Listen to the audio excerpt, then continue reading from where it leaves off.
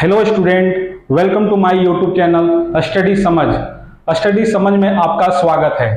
तो पिछले क्लास में मैंने आप लोगों को चैप्टर 1 के एक्सरसाइज 1.2 के क्वेश्चन नंबर 1 और 2 को मैंने बहुत ही अच्छी तरह से आप लोगों को पढ़ाया और एक क्वेश्चन को मैंने कंप्लीट करवाया था। तो चलिए आज से नेक्स्ट क्वेश्चन जो कि क्वेश्चन नंबर 3 है वहां से स्टार्ट करते हैं और उसके सारे एक क्वेश्चंस को देखते हैं और अच्छे से हम लोग उसके सॉल्यूशन भी करेंगे। ठीक है, तो चलिए स्टार्ट करते हैं क्वेश्चन नंबर 3 को। तो क्वेश्चन नंबर 3 क्या कहता है कि निम्नलिखित पूर्णांकों के एचसीएफ तथा एलसीएम अभाज्य गुणनखंड के द्वारा ज्ञात कीजिए। मतलब इसमें क्वेश्चन नंबर 3 में आपको टोटल 3 क्वेश्चन दिए हुए हैं। ठीक है, 1 2 3 को टोटल कितने क्वेश्चन दिए हुए हैं? 3 क्वेश्चन दिए हैं। ठीक है, तो तीनों क्वेश्चन का क्या निकालना है? एचसीएफ निकालना है और एलसीएम निकालना है। ठीक है, एचसीएफ और एलसीएम निकालना है, लेकिन किससे निकालना है? अभाज्य गुणनखंड विधि के द्वारा निकालना है। ठीक है, तो मैंने आप लोगों को चैप्टर 1.2 में बताया था फर्स्ट क्वेश्चन कि अभाज्य गुणनखंड विधि के द्वारा एलसीएम और एचसीएफ कैसे निकाला जाता है। तो चलिए सेम मेथड का यूज करके, सेम विधि का यूज करके आज मैं इस क्वेश्चंस को सॉल्व करने के लिए आप लोगों को बताऊंगा कि कितना इजी है और कितना इजी तरीके से आप लोग इस क्वेश्चन को सॉल्व कर सकते हैं। तो चलिए स्टार्ट करते हैं क्वेश्चन नंबर 1। ठीक है, क्वेश्चन नंबर 1 क्या है? क्वेश्चन नंबर है कि 12, 15 और 21 का क्या निकालना है?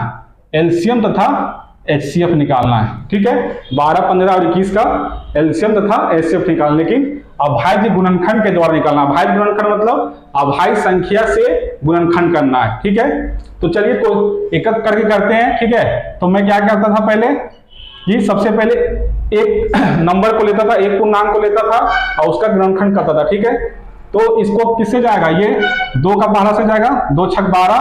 ठीक है, फिर 6 किससे जाएगा? फिर 2 से जाएगा, 2 तिया 6, फिर 3 किससे जाएगा? 3 एकम 3। ठीक है, ये जो जितने भी क्वेश्चन दिए हुए सारे को अभाज्य गुणनखंड विधि के द्वारा करना है, इसलिए मैं सारे को किसके द्वारा कर रहा हूं? अभाज्य संख्या के द्वारा गुणनखंड कर रहा हूं। ठीक है, तो 12 का तो हो गया अभाज्य गुणनखंड, तो यहां पे हम 12 लिखेंगे और जितने भी इसके गुणनखंड है सारे को लिख देंगे। 2 गुना 2 गुना 3। ठीक है, उसके बाद किसका करेंगे? 15 का करेंगे। 15 का करते हैं, 2 से तो जाएगा नहीं, 3 से करते हैं। 3 × 5 = 15 और 5 किससे जाएगा? 5 एकम 5। ठीक है, फिर 15 को सेम ऐसे ही लिखेंगे, 15 = 3 गुना 5। ठीक है, 3 गुना 5। ठीक है, उसके बाद किसका करेंगे? 21 का करेंगे। 21 का किससे जाएगा? 2 से जाएगा नहीं, 3 से जाएगा। 3 × 7 = 21 और फिर 7 जाएगा, 7 से 7 एकम 7। ठीक है, तो 21 को भी ऐसे ही लिख लेंगे। 21 = इसे गुणनखंड का गुणनफल लिखेंगे 3 गुना 7। ठीक है, यहां तक मैंने क्या किया कि सबका गुणनखंड निकाल के सबका गुणनफल लिख दिया। किसका? गुणनखंड का, अभाज्य गुणनखंड के गुणनफल लिख दिए। अब इसमें क्या करना है कि इसमें जो जो कॉमन मिल रहा है उसको क्या करना है? उसको मिला देना है। ठीक है, इसको कॉमन निकाल लेना है। इसमें क्या कॉमन आ रहा है? इसमें भी 3 है, इसमें भी 3 है, इसमें 3 है, तो यहाँ पे सार्व गुणनखंड क्या आ गया? सार्व गुणनखंड आ गया 3। ठीक है, सार्व गुणनखंड कितना आ गया? 3 आ गया। तो जो मैंने पिछले क्वेश्चन में बताया था कि जो सार्व गुणनखंड होता है, जो कॉमन होता है, कॉमन अभाज्य संख्या होता है। ठीक है, जो कॉमन अभाज्य संख्या होते हैं पूर्णांकों में, वही क्या होता है? सार्व गुणनखंड होता है। और सार्व गुणनखंड ही क्या होता है? एचसीएफ होता है। एचसीएफ का वैल्यू कितना आ गया? एचसीएफ का वैल्यू 3 आ गया। ठीक है, अब हम लोग को क्या क्या निकालना था? एचसीएफ निकालना था और एलसीएम निकालना था। तो एचसीएफ तो हम लोग निकाल लिए, अब हम लोग को क्या निकालना है? एलसीएम निकालना है। तो एलसीएम के लिए क्या करेंगे? एलसीएम इक्वल टू क्या हो जाएगा? जो भी एचसीएफ आया था एचसीएफ को मल्टीप्लाई कर देंगे। ठीक है, किससे? जैसे जो भी सर्कल वाला लिए थे उसमें से 1 ले लेना है, 3 ले लेना है। ठीक है, उसके बाद जो भी सर्कल नहीं किया उसको मल्टीप्लाई कर देना है। ठीक है, तो इसको मल्टीप्लाई करते हैं। यहां पे एलसीएम लिखते हैं, एलसीएम इक्वल टू, पहले यहाँ पे एचसीएफ लिख देते हैं 3 गुना, उसके बाद जो जो सर्कल नहीं है उसको गुना के फॉर्म में 2 गुना 2 गुना 5 गुना 7। ठीक है, अब इसको क्या करें? गुना कर देंगे। 3 दूनी 6, 6 दूनी 12, 12 × 5 = 60, 60 और गुना 7, तो कितना आ जाएगा? 6 × 7 = 42, 420 आ जाएगा। ठीक है, तो इस क्वेश्चन का, क्वेश्चन नंबर फर्स्ट का एलसीएम और एचसीएम क्या आ जाएगा? इसका एचसीएफ आ गया आपका 3 आ गया और एलसीएम कितना आ गया 420 आ गया। तो इस तरह से हम लोग क्वेश्चन नंबर 3 के क्वेश्चन को बहुत ही इजी तरीका से सॉल्व कर सकते हैं। ठीक है, अब क्वेश्चन नंबर हम लोग सेकंड देखते हैं। तो चलिए देखते हैं हम लोग question number second. Second question क्या है? सेकंड क्वेश्चन है 17, 23 और 29 का क्या निकालना है? एचसीएफ निकालना है और एलसीएम निकालना है। तो चलिए सेम विधि का यूज करेंगे। ठीक है, अभाज्य गुणनखंड के द्वारा। तो सबसे पहले 17 को लेते हैं। 17 किससे जाएगा? कौन सा पारा जाएगा? 17 तो 17 से ही जाता है। ठीक है, 17 कम 17। 23 किससे जाएगा? 23 भी 23 से जाएगा। ये तो बहुत ही इजी है। ठीक है, 29 किससे जाएगा? 29 का पहाड़ा से ही जाएगा, क्योंकि 29 को गुणनखंड सिर्फ 29 ही होता है और 1 होता है। ठीक है, तो 17 17 से गया, 23 23 से गया, 29 29 से गया। तो यहाँ पे हम लिख लेंगे 17 का क्या हो जाएगा? 17 का तो 17 ही हो गया। ठीक है, 23 का क्या हो गया? 23 का 23 ही हो गया। और 29 का क्या हो गया? 29 का 29 हो गया। ठीक है, तो 17 का 17 हो गया, 23 का 23 हो गया, 29 का 29 हो गया। अगर तीनों पूर्णांकों में कोई भी कॉमन नहीं आता है, अगर तीनों पूर्णांकों में कोई भी नंबर कॉमन नहीं दिखता है, तो हम लोग क्या यहाँ पे क्या लिखेंगे? सार व गुणनखंड क्या हो जाएगा? सार गुणनखंड यहाँ पे 1 हो जाएगा। सार गुणनखंड क्या हो जाएगा? 1 हो जाएगा। तो हमारा एचसीएफ क्या हो जाएगा? एचसीएफ हमारा क्या हो जाएगा? एचसीएफ मेरा 1 ही हो जाएगा। ठीक है, अब हम लोग क्या निकालेंगे? एलसीएम निकालेंगे। तो एलसीएम कैसे निकालते थे? एलसीएम देखिए, सार गुणनखंड हमारा 1 आया। ठीक है, तो 1 यहाँ पे लिख देंगे और बाकी जो भी नंबर है, ठीक है, जो भी नंबर यहाँ पे कोई भी कॉमन नहीं है तो सारे नंबर को लेना पड़ेगा। यहाँ 17 ले लिए, यहाँ 23 ले लिए और यहाँ 29 ले लिए। ठीक है, अब इसको हम लोग गुना करेंगे। ठीक है, इसका गुणनफल निकालने कितना आ जाएगा? इसका गुणनफल आपका आ जाएगा 11,339 होगा। आप लोग गुना करके देख लीजिएगा। ठीक है, 11,339 का आंसर आएगा। मैं अभी गुना करूंगा तो वीडियो लंबा हो जाएगा, इसलिए मैं आप डायरेक्टली में लिख दिया। इसका आंसर आपका कितना आ जाएगा? 11,339 आ जाएगा। तो इस तरह से हम लोग क्वेश्चन नंबर सेकंड को बहुत ही इजी तरीका से कर सकते हैं। अब देखते हैं question number third. Same pattern method का यूज करके हम लोग को बनाना है। चलिए हम लोग देखते हैं क्वेश्चन नंबर थर्ड। ठीक है, क्वेश्चन नंबर थर्ड का थर्ड देखते हैं क्या दिया हुआ है। 8, 9 और 25 का क्या निकालना है? एचसीएफ और एलसीएम निकालना है। ठीक है, और किसके द्वारा निकालना है? अभाज्य गुणनखंड विधि के द्वारा निकालना है। तो चलिए 8 का अभाज्य गुणनखंड करते हैं। 2 चौके 8, 2 दूनी 4। फिर 9 का करते हैं। 9 किससे जाएगा? 3 से। 3 तिया 9, 3 एकम 3। फिर 25 का करते हैं। 5 पचे 25, 5 एकम 5। अब क्या करेंगे? सारे नंबर को लिखते हैं। 8 का क्या हो जाएगा? 8 का अभाज्य गुणनखंड, यहाँ पे 2 एकम 2 हो जाएगा। 2 गुना 2 गुना 2। 9 का कितना हो जाएगा? 3 गुना 3। 25 का कितना हो जाएगा? 5 गुना 5। अब इसमें कोई मिल रहा है क्या? यहाँ 2 है, यहाँ सारा 3, यहाँ सारा 5 है। तो इसका क्या हो जाएगा? सार व गुणनखंड क्या हो जाएगा? सार व गुणनखंड हो जाएगा आपका 1 हो जाएगा। जिसमें कोई भी कॉमन आपको नहीं मिलता है उसमें क्या हो जाएगा? सार व गुणनखंड 1 हो जाएगा। ठीक है, तो जो सार गुणनखंड होता था वही क्या होता था? एचसीएफ होता था। एचसीएफ इसमें कितना निकल गया? 1 निकल गया। अब हम लोग क्या निकालेंगे? एलसीएम निकालेंगे। ठीक है, तो एलसीएम क्या हो जाएगा? एलसीएम हो जाएगा जो भी एचसीएफ आया है, एचसीएफ क्या है? 1 आया, और बाकी जितना भी है सारे को गुना कर दीजिए। ठीक है, तो यहाँ पे आ गया 2 गुना 2 गुना 2। ऊपर वाला को सारा लिख दिया। अब नीचे वाला को लिखते 3 गुना 3 गुना 5 गुना 5। तो जितने भी नंबर है पूर्णांक है सारे के, जो भी कॉमन नहीं है सारे को क्या है? गुना करके लिख देंगे। और इसको गुना करने पे कितना आ रहा है? 2 दूनी 4, 4 दूनी 8। यहाँ पे 8 आ गया, यहाँ पे 3 तिया 9 आ गया, यहाँ पे 25 आ गया। तो कितना आ जाएगा? 9 × 72 गुना 25। तो 72 को 25 से गुना करने पे कितना आता है? 25 दूनी 50 का 0, हाथ में बचा 5।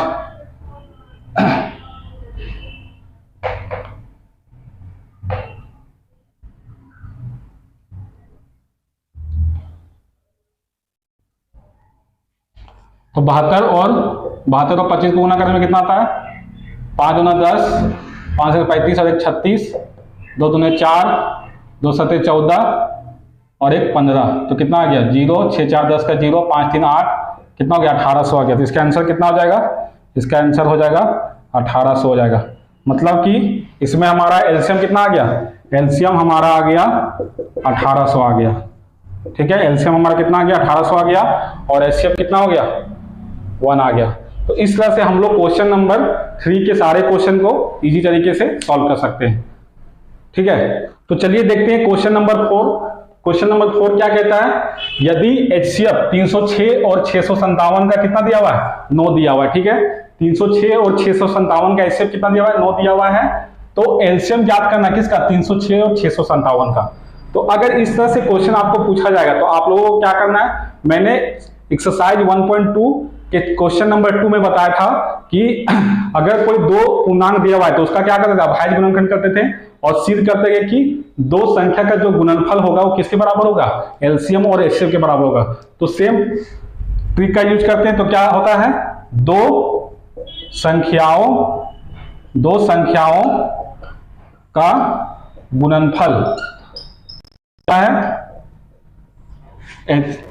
एचसीएफ गुना एलसीएम होता है। ठीक है, तो हमारा दो संख्या क्या क्या है, दो संख्या हमारा n1 अगर मानते हैं 306 है, और अगर इसको n2 मानते हैं तो ये कितना दिया हुआ है 657 दिया हुआ है।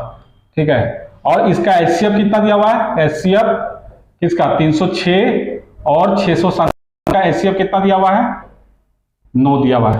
तो यहां पे क्या लिखेंगे, n1 Guna n2 equal to क्या हो जाएगा, एचसीएफ गुना एलसीएम।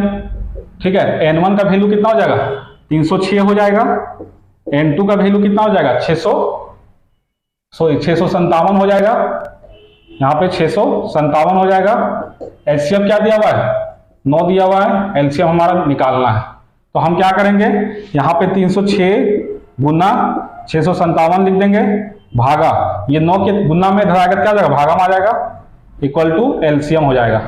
तो यहां से कट करते हैं, 9 एकम 9, 9 सत्ती 63, यहाँ बचा 2 27, 9 तिया 27। तो यहाँ पे कितना बच गया 306 गुना 73 इक्वल टू एलसीएम हो गया।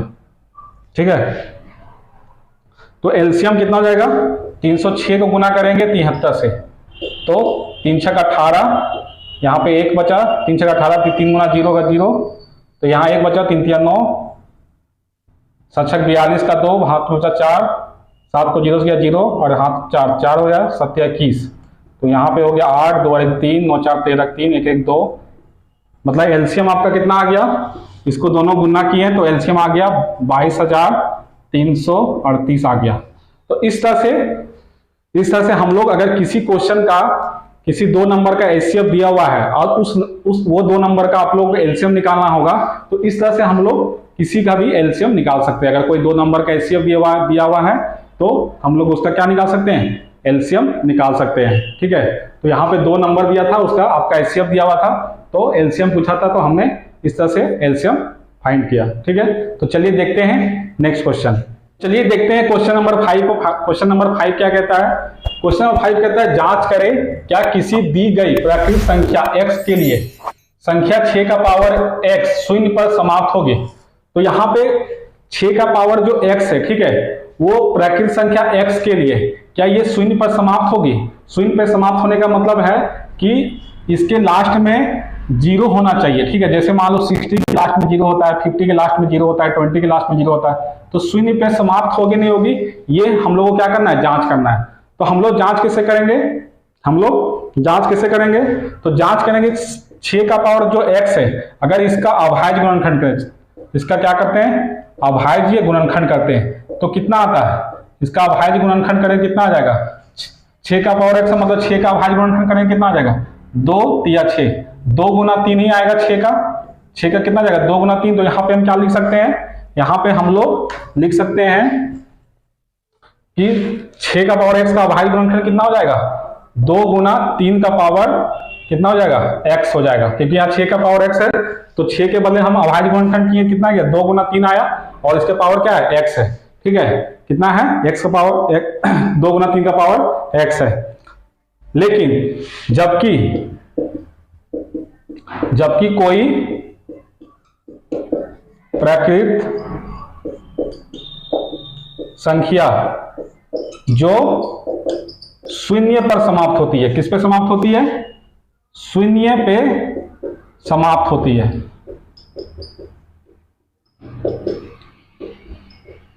उसका अभाज्य गुणनखंड क्या होता है? उसका अभाज्य गुणनखंड क्या होता है?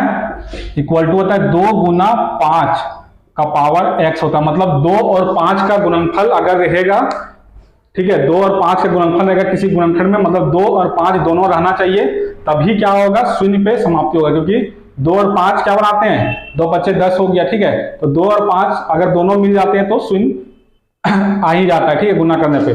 तो 2 और 5 रहना चाहिए। अगर 2 और 5 किसी भी संख्या में नहीं है, ठीक है, तो क्या हो जाएगा? तो क्या होगा? जो गुणनखंड है 6 का पावर x, ठीक है, वो क्या होगा? शून्य पे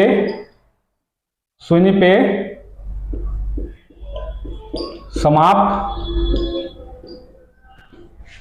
नहीं होगा। इसका मतलब है कि कोई भी संख्या तभी शून्य पे समाप्त हो सकती है जब वो 2 और 5 का गुणनफल हो, ठीक है। अभाज्य गुणनखंड अगर हम लोग करेंगे तो 2 और 5 का अभाज्य गुणनखंड का गुणनफल होना चाहिए, तभी जाके क्या होगा? शून्य पे वो संख्या समाप्त होगी। तो हम इसमें क्या लिख सकते हैं? अतः 6 का पावर x शून्य पर समाप्त नहीं होगी। यह हम लोग कंक्लूजन दे सकते हैं। और रीजन क्या देंगे? ये रीजन देंगे। क्यों? रीजन क्या है कि 6 का पावर x अभाज्य गुणनखंड क्या होता है? 2 और 3 का पावर x होता है। लेकिन जो कोई प्राकृतिक संख्या जो शून्य पर समाप्त होता है उसका अभाज्य गुणनखंड का गुणनफल कितना होता है? 2 गुना 5 का पावर x होता है। लेकिन यहाँ पे कितना है? 2 और 3 का पावर x है। तो इसलिए हम लोग कह सकते हैं कि जो 6 का पावर x है वो शून्य पर समाप्त नहीं हो सकता है, ठीक है। तो इस तरह से हम लोग क्वेश्चन नंबर 3 को कंप्लीट किया, क्वेश्चन नंबर 4 को कंप्लीट किया और क्वेश्चन नंबर 5 को कंप्लीट किया। तो 1.2 के पिछले क्लास में क्वेश्चन 1 और क्वेश्चन 2 को कंप्लीट किया। इस क्लास में क्वेश्चन नंबर 3, 4 और 5 को कंप्लीट किया। अब हम लोग नेक्स्ट क्लास में बाकी के जो क्वेश्चन है उसको कंप्लीट करेंगे, क्योंकि अगर मैं एक ही क्लास में सारे अगर मैं आप लोगों को देता हूं तो वीडियो लंबा हो जाता है और आप लोग ज्यादा देर तक वीडियो देखने की क्षमता नहीं रखते हैं, ज्यादा देर तक देखते नहीं है। इसीलिए मैं पार्ट वाइज पार्ट बना रहा हूं। तो लास्ट पार्ट इस एक्सरसाइज 1.2 के लास्ट पार्ट मैं आप लोगों को नेक्स्ट डे दूंगा, ठीक है। और आप लोग पार्ट वाइज देखते रहिए, एक एक दिन में थोड़ा थोड़ा समझिए और अच्छे समझिए, ताकि आप लोगों को ज्यादा मेहनत ना करना पड़े और इजी तरीके से आप लोग पूरा चैप्टर को अच्छे से समझे। तो चलिए मिलते हैं नेक्स्ट वीडियो में। Thank you.